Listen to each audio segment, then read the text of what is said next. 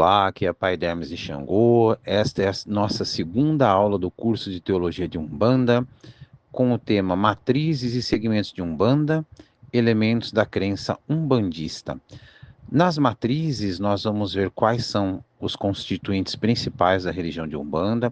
Nos segmentos, veremos um pouquinho sobre esse grande guarda-chuva que é a Umbanda, muitas vezes chamada pelos pesquisadores de Umbandas, e quais são algumas das varetinhas que compõem esse guarda-chuva.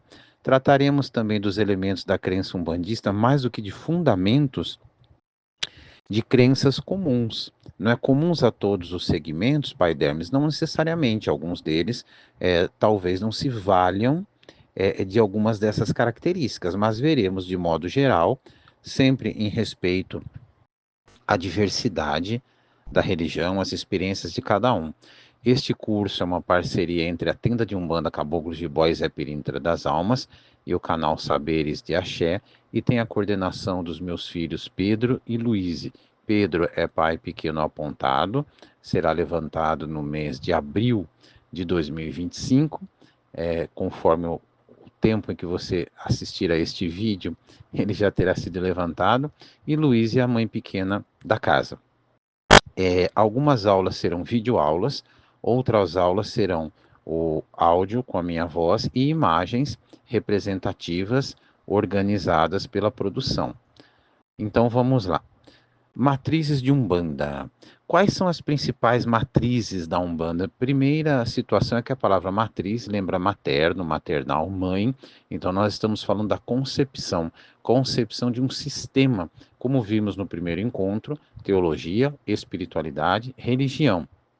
O conceito de religião é de estrutura, de organização, e cada religião tem uma formatação específica, que inclusive é contestada também, por isso que nós temos segmentos diversos dentro de uma mesma religião, por vezes até contraditórios, mas são segmentos que não querem se desligar daquela religião e sim propor alternativas, sejam idôneas ou não, conforme a história de cada religião, não é o tema aqui ao tratarmos da teologia de Umbanda, mas é interessante perceber que, como todas as circunstâncias, a temática é muito mais profunda. Aqui nós estamos vendo o básico e de acordo com os objetivos do nosso curso. Então vamos lá.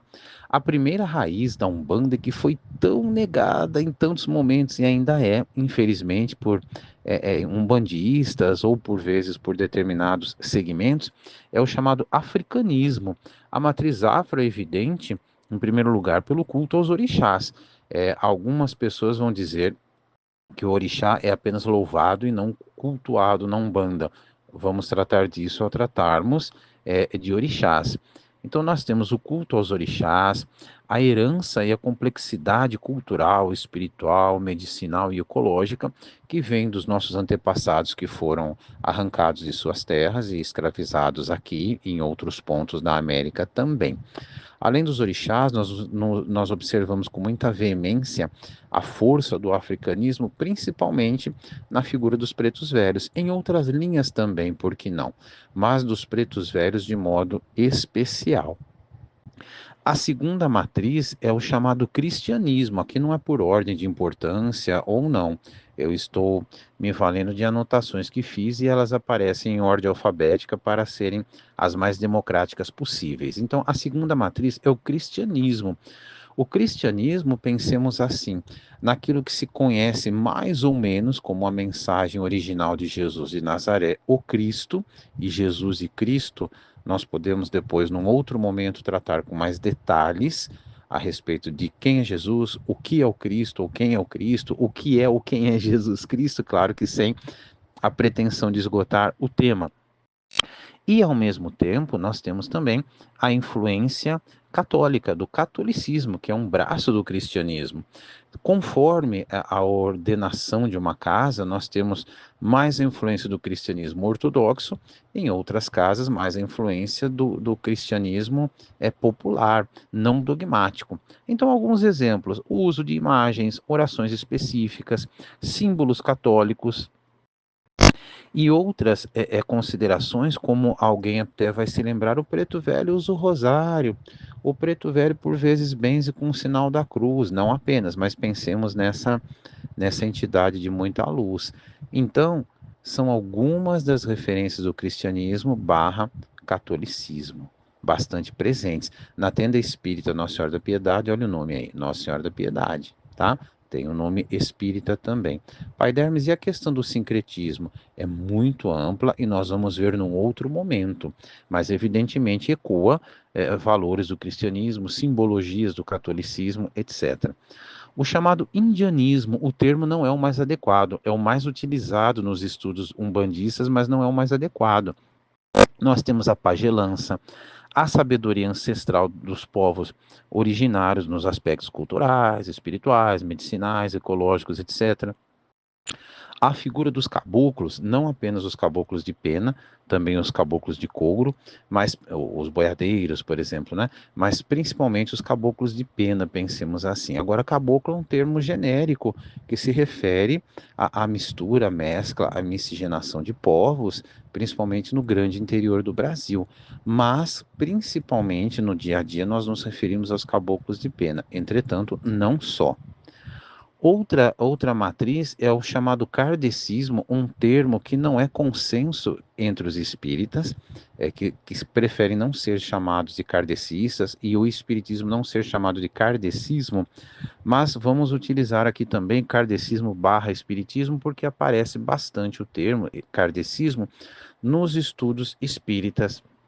Nós temos o estudo dos livros da doutrina espírita, principalmente o Pentateuco, né, de Kardec, mas também obras psicografadas, mensagens, romances, etc. e tal. Entidades como o Dr. Bezerra de Menezes, que é bastante comum no espiritismo, e outros da linha médica, né? Aparecem bastante essas entidades. O estudo sistemático da mediunidade, palestras públicas, etc. Tudo isso nos remete bastante ao espiritismo dito kardecista. Mais uma vez, a referência tenda espírita, Nossa Senhora da Piedade. Historicamente, alguns umbandistas, e também historicamente não ficou no passado, não. Hoje também tem dificuldade de se assumir enquanto umbandistas, alguns candomblecistas e adeptos de outros cultos de nação também, e todos se declaram espíritas, inclusive para o IBGE, inclusive nos censos, onde o que vale é a autodeclaração. Então, para não confundirmos os termos, tenhamos um bandista como um bandista, mas reconheçamos que muitas vezes um bandista também se reconhece como espírita, dada a influência grande dessa matriz, e não apenas por isso, mas porque a mediunidade, manifestações mediúnicas, manifestações espirituais, muitas vezes são confundidas com o próprio espiritismo. É importante também observar que o espiritismo é o espiritismo cristão. Portanto, nós teríamos aí, mais uma vez, né, nós teríamos aí bisado, duplicado o cristianismo. Se nós temos cristianismo barra catolicismo, nós temos também espiritismo barra cristianismo. Então, a matriz cristã, ela se manifesta duas vezes, digamos assim, pelo espiritismo e no item que chamamos de cristianismo barra catolicismo. Outra matriz que nós temos aqui é o chamado orientalismo, e aqui é algo muito amplo, porque envolve a linha do Oriente, a linha cigana. Em algumas casas, hoje nós temos a linha dos bruxos e magos, o que pode ser até uma novidade como linha, mas de entidades que já se manifestavam ou na linha de esquerda, porque era onde conseguiam vir, ou nesta linha do Oriente. Então, há casas que trabalham separadamente linha cigana, linha do Oriente, linha de magos e bruxas, outras trabalham tudo junto, outras ainda não trabalham e essas entidades são acolhidas na linha da esquerda. Mas não é o tema de hoje. O tema é ver algumas características dessa linha chamada, desculpa, dessa matriz chamada orientalismo. E aí nós vamos encontrar, por exemplo, os conceitos de chakra, o chakra, prana, estudos de situações que são muito mais próximas do Oriente, da sabedoria oriental, do que da sabedoria ocidental, se nós dividirmos o mundo assim em duas partes, né? Oriente e Ocidente. Como dissemos, é uma linha bastante aberta e bastante ampla. Por vezes a linha de cura vem na linha de Oriente também. Há casas que não têm a linha de cura separada, e mesmo as que têm, às vezes vem nesse mesmo guarda-chuva chamado linha do Oriente, que acabou abarcando todos. Mas a característica principal é trazer esses elementos como estudo de chakras, estudo de prana, meditação, e daí também uma série de terapias holísticas ou oraculares que são muito mais afeitas ao Oriente do que o Ocidente, embora muito marcantes também no Ocidente, até por modismos, nem sempre por uma abordagem na raiz, aprofundada, por vezes por modismo. E essas características, esses elementos também aparecem muitas vezes nessa matriz. Então, recapitulando: africanismo, cristianismo, indianismo, kardecismo barra espiritismo e orientalismo. Essas seriam as matrizes principais, paidermes e linhas que se manifestam ao longo do tempo, da mesma forma que nós temos a linha do Oriente, a linha cigana, magos e bruxas, etc. e tal.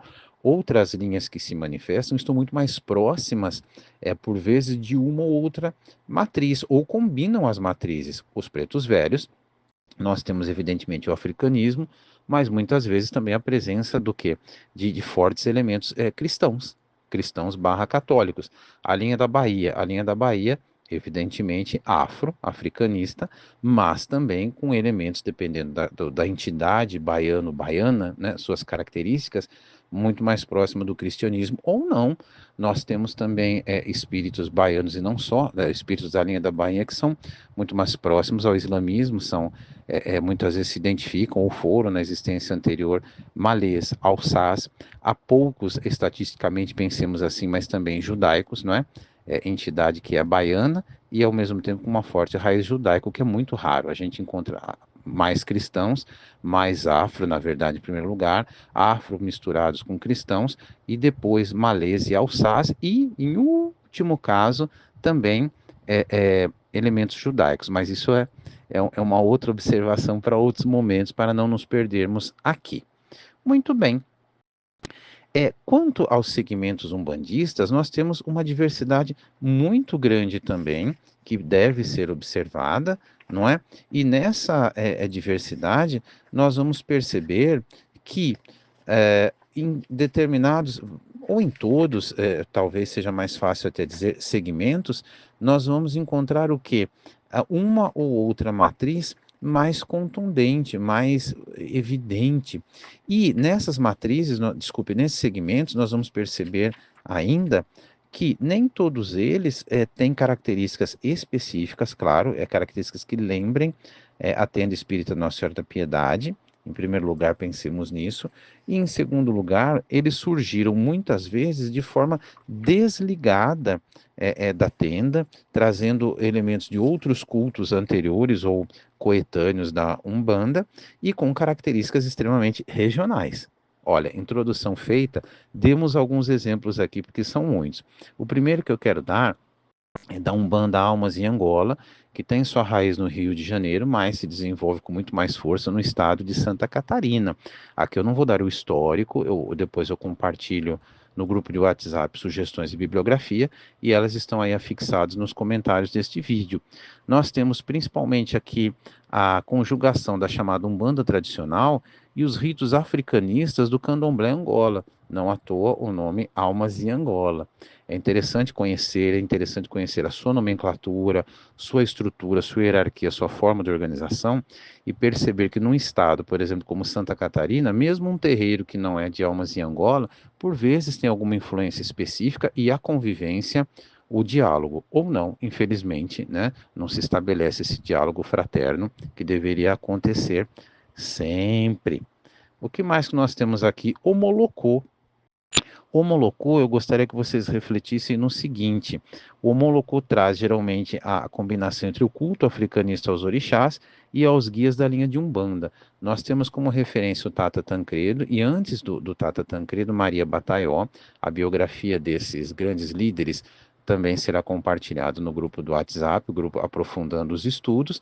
Mas o que eu gostaria que vocês observassem, em especial neste exemplo, é o seguinte: primeiro, há quem considere o Omolocô um segmento umbandista. Há quem considere o Omolocô um culto de nação. Há quem considere o Homolocô uma religião independente. Pai Dermes, então qual é a verdade, digamos assim? Já que toda verdade é relativa, claro, na nossa convivência, nas nossas trocas aqui. É muito simples. Como o irmão de Homolocô se identifica? Para ele, o Homolocô é um segmento de Umbanda, uma religião independente, um tipo de curso de nação, de culto de nação, perdão. Então ele vai, é autodeclaração, ele vai dizer quem ele é, como ele se vê, não é? Como é para ele a Umbanda.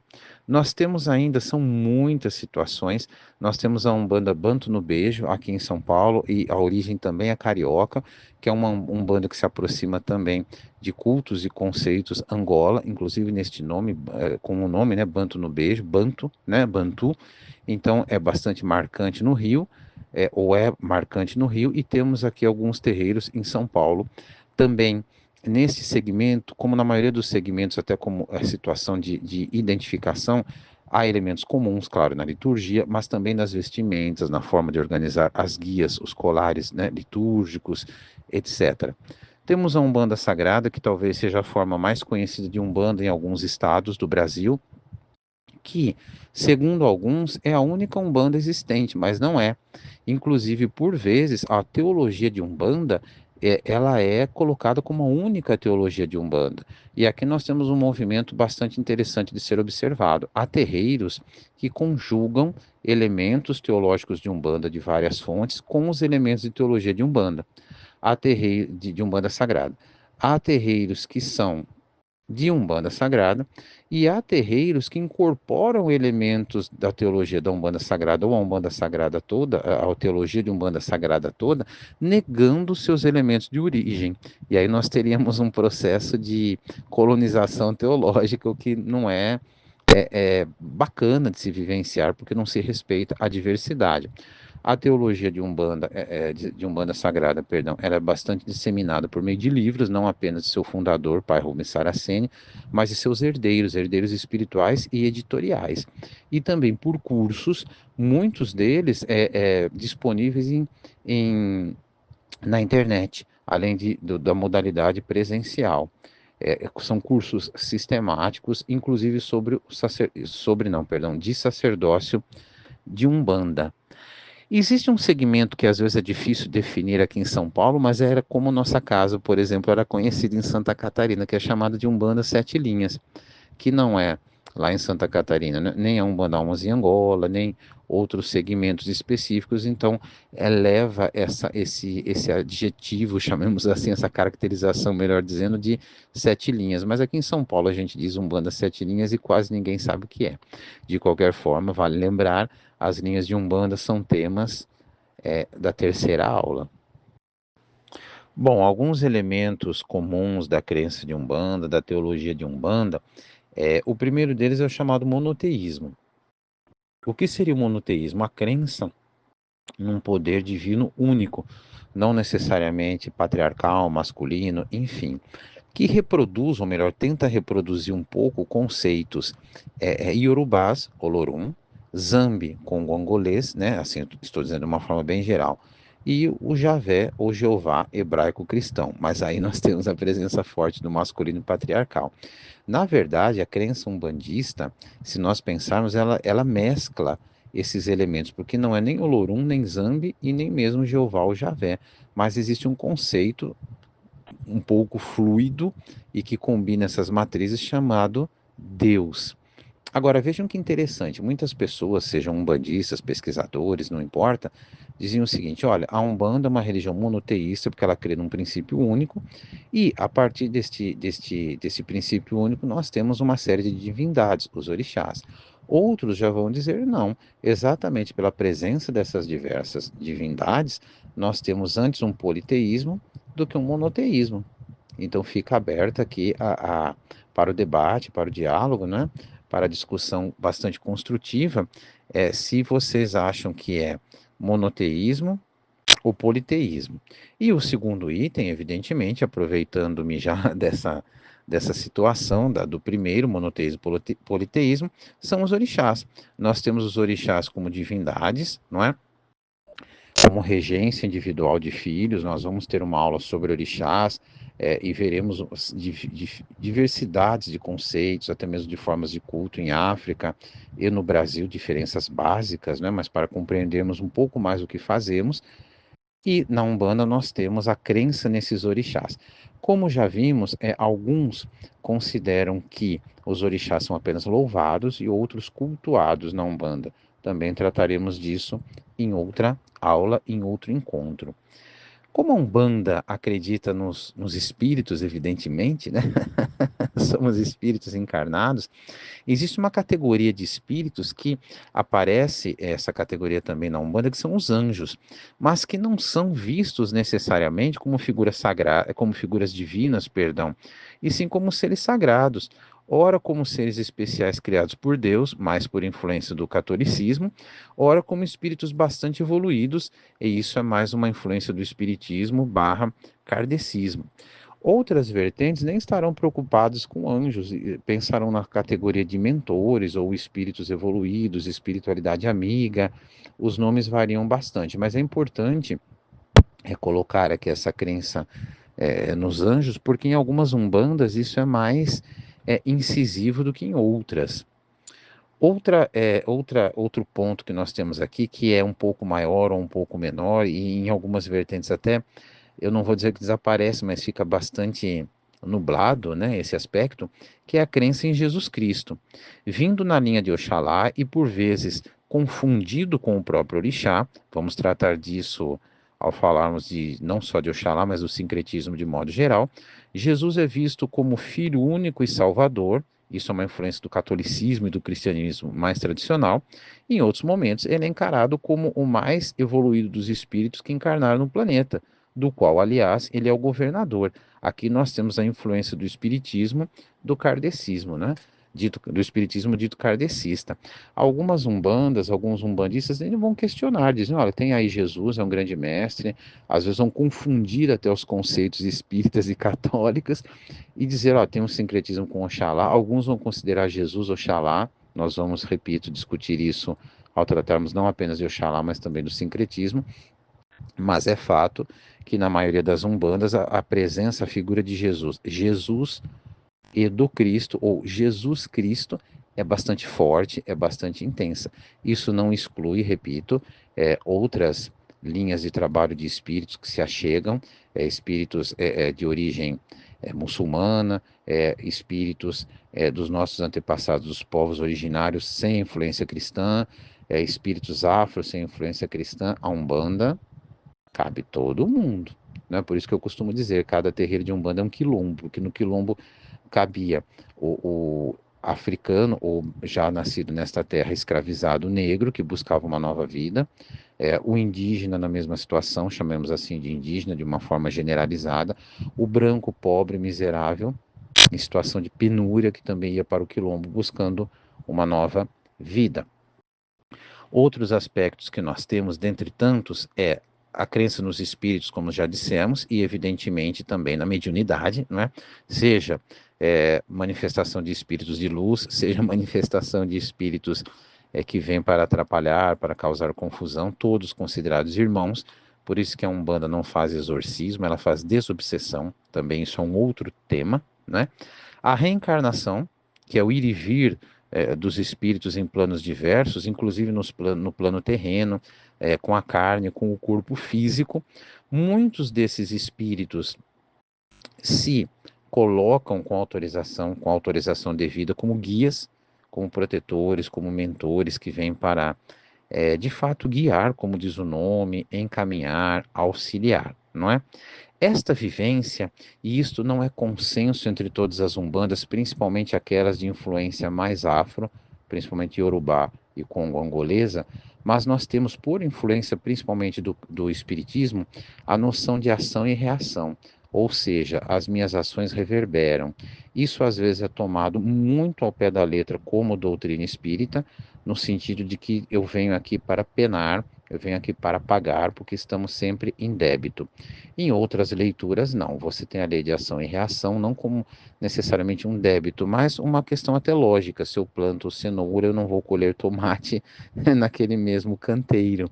Então, isso, de qualquer forma, é uma reflexão, é bem diferente das reflexões de origem iorubá e congo-angolesa, mas talvez não, ela é a mais evidente na Umbanda, o que não exclui outras abordagens a respeito do que é a encarnação, segundo essas vastas culturas e que influenciam sim a nossa Umbanda.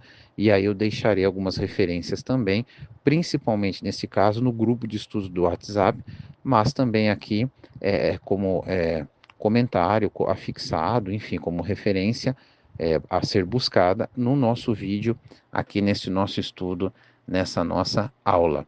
Em linhas gerais, esses são os elementos mais característicos da doutrina umbandista, da teologia umbandista, do sistema de crenças.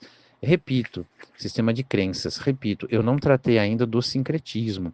Isso ficou para um outro momento, para uma abordagem um pouquinho mais aprofundada. Espero você nos próximos vídeos. Abraço, gratidão e axé.